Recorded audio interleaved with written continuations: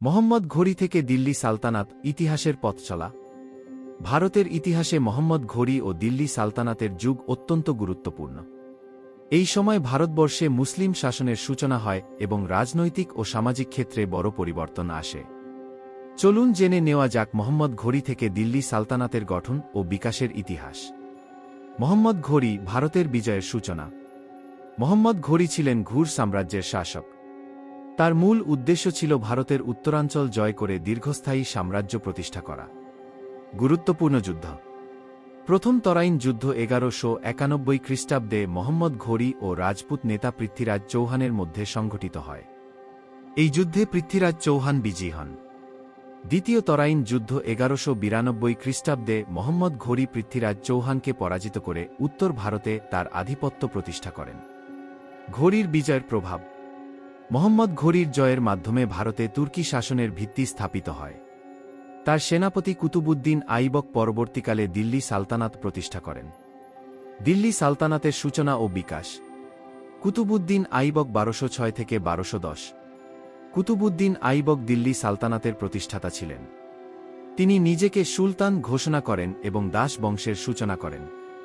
তার শাসনকালে কুতুব মিনার নির্মাণ শুরু হয়। ইলতুতমিশ 1211 থেকে 1236। ইলতুতমিশ দিল্লি সালতানাতকে সুসংহত করেন। তিনি দিল্লি সালতানাতকে খিলাফতের স্বীকৃতি এনে দেন। রাইয়া সুলতানা 1236 থেকে 1240 ভারতের প্রথম মহিলা শাসক ছিলেন রাইয়া সুলতানা। দক্ষ প্রশাসক হলেও অভ্যন্তরীণ বিদ্রোহের কারণে তার পতন ঘটে। গিয়াসুদ্দিন বলবন 1266 থেকে 1287 বলবন তার কঠোর শাসননীতি এবং দিব্যত্বতত্ত্ব প্রবর্তনের জন্য পরিচিত। দিল্লি সালতানাতের রাজবংশসমূহ হল দাস বংশ, খিলজি বংশ, তুঘলক বংশ, সৈয়দ বংশ, লোদি বংশ।